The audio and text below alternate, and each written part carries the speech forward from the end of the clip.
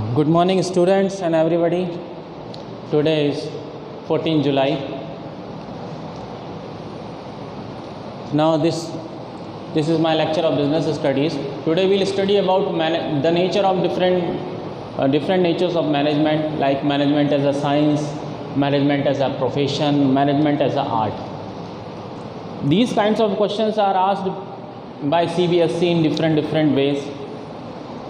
तो you have to understand what they are asking and what you have to explain. ये questions CBSE ने कई बार अलग अलग तरह से पूछे हैं। आपको समझना पड़ेगा कि किस में वो साइंस के बारे में पूछ रहे हैं, किस में आर्ट्स के बारे में, और किस में वो एज अ प्रोफेशन बोल रहे हैं। तो आज हम देखेंगे कि management as a science, management as a science से क्या मतलब है। साइंस से ये मतलब है कि कुछ लोगों का कहना है कि मैनेजमेंट एक साइंस है। अब आप भी जानते हैं कि हम कॉमर्स स्ट्रीम जो होती है ना, हम कॉमर्स स्टूडेंट को कॉमर्स स्ट्रीम कहा जाता है, साइंस स्ट्रीम, मैथ्स स्ट्रीम, इस तरह से कहा जाता है। तो हम कॉमर्स स्ट्रीम जो है वो एक्चुअली आर्ट्स में काउंट होते हैं। जब गवर्नमेंट नौकरी निकलती, कोई भी सरकारी नौकरी जिसमें आर्ट्स स्टूडेंट अलाउ होते हैं, या जो एलिजिबिलिटी आर्ट्स स्टूडेंट के लिए होती है वही कॉमर्स के लिए भी होती है। कॉमर्स को आर्ट्स में गिना जाता है सरकारी नज़रिए में, है ना। तो ये बात तो बिल्कुल सही है कि कॉमर्स एक आर्ट्स है, लेकिन कुछ लोगों का ये भी कहना है कि कॉमर्स एक साइंस है। तो आज हम यही देखेंगे कि कॉमर्स साइंस है या नहीं है। तो सबसे पहले हम ये देखेंगे मैनेजमेंट एज अ साइंस। पहले हमको ये समझना पड़ेगा कि व्हाट इज़ साइंस, आखिर साइंस होता क्या है। जब तक हम साइंस को ठीक से नहीं समझेंगे, हम मैनेजमेंट को साइंस के रूप में नहीं समझ पाएंगे। तो पहले हम देखें कि साइंस आखिर होता क्या है। साइंस वही जो फिजिक्स, केमिस्ट्री, है ना, ये सब साइंस है, यानी विज्ञान है।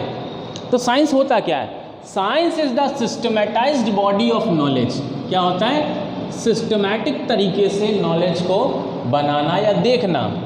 विच establish relationship between cause and effect, जो क्या बताती है, रिलेशन किसके बीच में, कॉज एंड इफेक्ट, यानी किस कारण से और उसका असर क्या हुआ।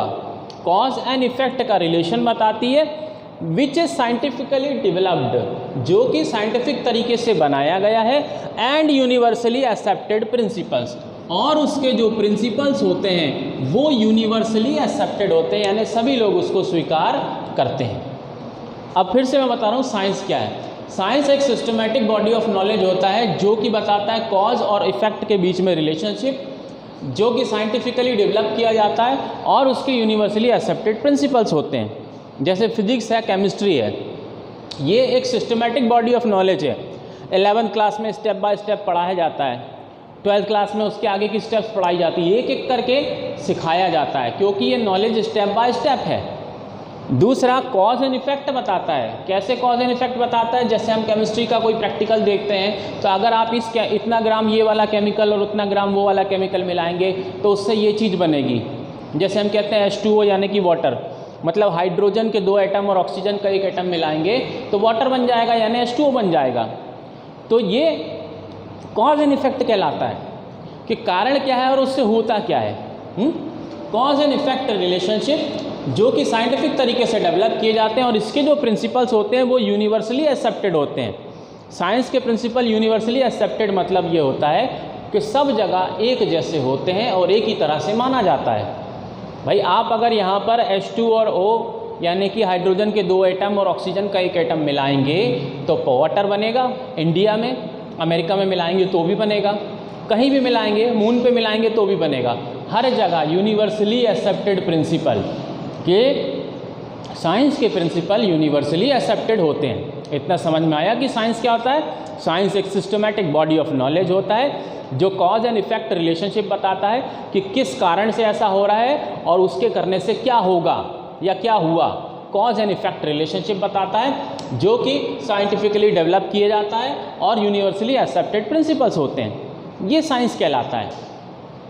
अब हम देखेंगे मैनेजमेंट एज अ साइंस कि क्या ये साइंस की प्रिंसिपल्स मैनेजमेंट में भी हैं। अगर ये सब चीज़ें साइंस की जो कैरेक्टरिस्टिक्स हैं वो सारी चीज़ें मैनेजमेंट में अगर हैं तो हम कह देंगे कि मैनेजमेंट भी साइंस है, क्योंकि साइंस वाली सारी चीज़ें मैनेजमेंट में हैं। अब हम यही देखते हैं कि जो साइंस की डेफिनेशन है, जो साइंस का मीनिंग है, क्या वो चीज़ें मैनेजमेंट में हैं। यहाँ देखिए, characteristics of management as a science. अब हम देख रहे हैं मैनेजमेंट को एज अ साइंस, कि मैनेजमेंट एक सिस्टमेटाइज्ड बॉडी ऑफ नॉलेज है। बताइए है कि नहीं है? अभी आप स्टेप बाय स्टेप पढ़ेंगे मैनेजमेंट के बारे में सब कुछ, यानी planning, staffing, organising, control, coordination, motivation, ये सब स्टेप बाय स्टेप होगा, यानी कि सिस्टमैटिक बॉडी ऑफ नॉलेज है मैनेजमेंट में। तो साइंस का ये पहला पॉइंट मैनेजमेंट में है, systematised body of knowledge management में होता है। दूसरा point, principles based on experimentation. Science के जितने प्रिंसिपल्स होते हैं वो सब एक्सपेरिमेंट पर बेस्ड होते हैं, यानी बार बार उन पर एक्सपेरिमेंट किया जाता है और हर बार जब एक जैसा रिजल्ट निकलता है तो कहा जाता है कि हाँ भाई ये प्रिंसिपल है और ये साइंस है ना। आप कोई भी एक्सपेरिमेंट करते हैं, जब पहली बार किसी चीज़ की खोज होती है तो साइंटिस्ट लोग उस पर बार बार एक्सपेरिमेंट करते हैं, और बार बार एक्सपेरिमेंट करने के बाद में जब हर बार सेम रिजल्ट आता है तो फिर उस चीज़ का प्रिंसिपल बन जाता है और उसे साइंस कहा जाता है। तो उसी तरह से मैनेजमेंट के प्रिंसिपल्स भी एक्सपेरिमेंटेशन पर बेस्ड हैं। आगे आप पढ़ेंगे चैप्टर में प्रिंसिपल्स ऑफ मैनेजमेंट में, जिसमें आप F.W. टेलर के और हेनरी फियोल के प्रिंसिपल्स को पढ़ेंगे। वो सब प्रिंसिपल्स लोगों पर बार बार चेक किए गए हैं, टेस्ट किए गए हैं और उनका रिजल्ट हर बार एक जैसा आया है ना। इसलिए इसके जो प्रिंसिपल्स हैं यानी मैनेजमेंट के, वो भी एक्सपेरिमेंट पर बेस्ड हैं, है ना। एक्सपेरिमेंट बार बार किए गए लोगों पे, कि लोगों को अगर मोटिवेशन दिया जाए, मोटिवेशन यानी प्रेरणा मीन्स उकसाना, किसी काम को करने के लिए उसके अंदर इच्छा जगाना, दैट इज़ कॉल्ड मोटिवेशन। तो अगर किसी को मोटिवेशन कंटिन्यूसली दिया जाए तो उसकी काम करने की एफिशिएंसी में सुधार आ जाता है, वो परफेक्ट बन जाता है, एक्सपर्ट बन जाता है। अगर कोई एक पर्सन बार बार एक ही काम को करे तो उस काम में वो एक्सपर्ट हो जाता है ना। तो ये बार बार स्टडी की गई तब ये प्रिंसिपल बने हैं कि मोटिवेशन देना चाहिए। फिर principle of division of labour है, फिर और भी बहुत सारे प्रिंसिपल्स हैं जो आप आगे पढ़ेंगे। तो ये सारे प्रिंसिपल बार बार एक्सपेरिमेंट करके बनाए गए हैं। तो मैनेजमेंट के जो प्रिंसिपल्स हैं वो एक्सपेरिमेंट पर ही बेस्ड हैं। तीसरा, यूनिवर्सल वैलिडिटी।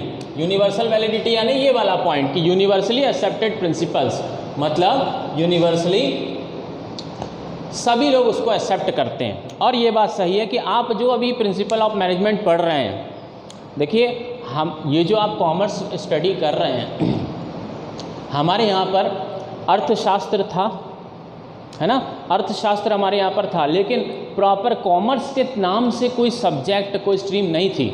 ये अभी कुछ 12-15 साल में एकदम से नई स्ट्रीम चालू हुई है और उसके बारे में पढ़ाया जा रहा है क्योंकि CBSE ने उसकी इम्पोर्टेंस को समझा और लोगों ने भी डिमांड करी कि हमें बिज़नेस भी सिखाया जाना चाहिए स्कूल के सिलेबस में। तो अब आप इसको पढ़ रहे हैं, तो जो इम्पोर्टेंस बिज़नेस की यहाँ है वही बिज़नेस की इम्पोर्टेंस हर जगह है। यूनिवर्सल वैलिडिटी से मतलब ये है कि जैसे कि एक प्रिंसिपल है, principle of authority and responsibility. वो प्रिंसिपल क्या कहता है? वो कहता है कि अगर आप किसी को कोई अथॉरिटी दे रहे हैं तो उसकी रिस्पॉन्सिबिलिटी भी उसे दीजिए, और अगर किसी को कोई रिस्पॉन्सिबिलिटी दे रहे हैं तो उसकी अथॉरिटी भी उसको दीजिए, है ना। जैसे आपसे कहा कि भाई ये काम आपको करना है, 10 लेबर आप ले लीजिए, तो अब वो आप काम कर रहे हैं, उसकी अथॉरिटी आपके पास में, आपने अपने हिसाब से 10 लेबर चुन लिए, आपको जैसा ठीक लग रहा है आप काम करवा रहे हैं। अब अगर कुछ गड़बड़ हुई तो जवाब कौन देगा? रिस्पॉन्सिबिलिटी किसकी होगी? आपकी ही होगी।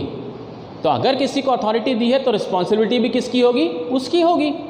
और अगर किसी को रिस्पॉन्सिबिलिटी दी है, मतलब आपने कहा कि भाई ये काम ठीक से होना चाहिए, इसकी जवाबदारी तुम्हारी है, रिस्पॉन्सिबिलिटी उसे पूरी दे दी, तो अथॉरिटी भी आपको देनी पड़ेगी। अगर आप अथॉरिटी नहीं देंगे तो वो अपना काम ठीक से नहीं कर पाएगा। अगर उसको लग रहा कोई लेबर गलत है तो उसको निकाल सकता है, वो नहीं निकालेगा, नहीं निकाल पाएगा तो वो अपना काम नहीं करवा पाएगा, आपको अथॉरिटी भी देनी पड़ेगी। तो एक प्रिंसिपल होता है principle of authority and responsibility. तो वो प्रिंसिपल जो इंडिया में जैसा काम करेगा, आपके शहर में, आपके गांव में जिस तरह से काम करेगा, वैसे ही वो अमेरिका में भी काम करेगा, वैसे ही वो रशिया में भी काम करेगा, हर जगह एक जैसा रिजल्ट वो देगा। इसलिए कह रहे हैं यूनिवर्सल वैलिडिटी। और यही चीज़ तो साइंस में भी होती है, यूनिवर्सली एक्सेप्टेड प्रिंसिपल्स, यही सेम चीज़ साइंस में भी होती है। तो ये तीनों के तीनों कैरेक्टर, मतलब सिस्टमैटिक बॉडी ऑफ नॉलेज भी मैनेजमेंट में है, प्रिंसिपल बेस्ड ऑन एक्सपेरिमेंट भी मैनेजमेंट में है, और यूनिवर्सल वैलिडिटी भी मैनेजमेंट में है, जो कि तीनों के तीनों पॉइंट्स साइंस से रिलेटेड हैं। तो इस हिसाब से हम कह सकते हैं कि मैनेजमेंट भी एक साइंस है, क्योंकि साइंस के जो कैरेक्टरिस्टिक्स हैं वो मैनेजमेंट में हैं। लेकिन अब यहाँ पर दिक्कत ये आती है कि management is a science, management science तो है, but being a social science, लेकिन एक सोशल साइंस यानी सामाजिक विज्ञान होने के कारण, सामाजिक विज्ञान से मतलब क्या है, related to society, social science होने के कारण इसके रिजल्ट एग्जैक्ट नहीं आते हैं जैसे कि फिजिक्स और केमिस्ट्री के आते हैं। जैसे फिजिक्स और केमिस्ट्री का हर बार एग्जैक्ट रिजल्ट आता है, हाइड्रोजन के 2 एटम मिलाएंगे, ऑक्सीजन का 1 एटम मिक्स करेंगे तो पानी यानी कि H2O ही बनेगा, वाटर ही बनेगा, ये फिक्स है, हर बार ऐसा ही होता है। लेकिन मैनेजमेंट में ऐसा नहीं होता है, क्योंकि यहाँ पर हम लोगों के साथ डीलिंग कर रहे हैं, यहाँ पर हम इंसानों के साथ डीलिंग कर रहे हैं। 15 मिनट्स वाला ना, यहाँ पर हम इंसानों के साथ डीलिंग कर रहे हैं, और हर पर्सन, हर इंसान अपने आप में अलग होता है। दुनिया के कोई भी 2 इंसान एक जैसे नहीं होते 100%। ट्विंस भी आप देखेंगे जिनकी शक्ल सूरत मिल रही है, उनकी आदतें अलग होंगी, उनका व्यवहार अलग होगा। अगर किसी का व्यवहार एक जैसा लग रहा है तो उनकी शक्लें अलग होंगी, अगर शक्लें व्यवहार भी एक जैसा है तो उनकी हाइट अलग होगी, अगर हाइट भी एक जैसी है तो उनकी हेल्थ अलग होगी। मतलब कोई भी दुनिया के 2 इंसान एक जैसे होते ही नहीं है। तो एक ही प्रिंसिपल जब आप अलग अलग लोगों पे अप्लाई करते हैं तो हर व्यक्ति उसका अपने हिसाब से, हाँ ठीक है, अपने हिसाब से, बस हो गया, फिनिश करके आ रहा हूँ, अपने हिसाब से उसका समझता है और उसका रिजल्ट आता है। जैसे कि मान लीजिए एक लेबर ठीक से काम नहीं कर रही, आपको अपना काम चाहिए, आपने उसको बुरी तरीके से चिल्ला दिया, आपने उसे बुरी तरीके से चिल्लाया, वो सुधर गया, वो अच्छे से काम करने लगा कि साहब डांटेंगे, मालिक चिल्लाएंगे। लेकिन वहीं एक लेबर है जो बड़ा अकड़ू है, ख़राब है, बेकार है, उसको आपने चिल्लाया तो वो भी अकड़ के पलट के उल्टा सीधा जवाब दे देगा, नौकरी छोड़ के चला जाएगा। तो काम आपने दोनों के साथ एक ही किया, उसको भी चिल्लाया, उसको भी चिल्लाया, लेकिन जिसकी मेंटलिटी अकड़ वाली थी, ख़राब थी, बेकार थी, वो छोड़ के चला जाएगा। जिसकी जो सही गलत समझता था कि मैंने गलती करी इसलिए मालिक चिल्ला रहा है, वो अपने आप को सुधार लेगा। अब काम एक ही दोनों के साथ किया है, लेकिन रिजल्ट दोनों का अलग आया। एक व्यक्ति छोड़ के चला जाएगा, दूसरा सुधर जाएगा, है ना, क्योंकि हम यहाँ पर इंसानों के साथ डीलिंग कर रहे हैं, इसलिए इसका रिजल्ट हर बार सेम नहीं आता है फिजिक्स या केमिस्ट्री की तरह। तो मैनेजमेंट एक साइंस है, but being a social science it results are not exact like physics और केमिस्ट्री। इसलिए हम कहते हैं कि मैनेजमेंट को is called youngest of science, कि साइंस में अभी ये एकदम नया है, छोटा है, बच्चा है, बाद में पूरा डेवलप साइंस बन जाएगा। लेकिन ओल्डेस्ट ऑफ आर्ट्स, लेकिन आर्ट में ये सबसे ओल्ड है, यानी आर्ट की फील्ड का मैनेजमेंट राजा है, साइंस की फील्ड में अभी नया सैनिक है, उसको समय लगेगा। और एक और इसमें चीज़ बनती है कि management is a science but not pure science like physics और chemistry, because its results are not exact और same all the time. Management एक साइंस तो है मगर प्योर साइंस नहीं है फिजिक्स या केमिस्ट्री की तरह, क्योंकि इसके रिजल्ट सेम नहीं होते। ठीक है, पढ़िए आप लोग, नोट्स बनाइए। Thank you.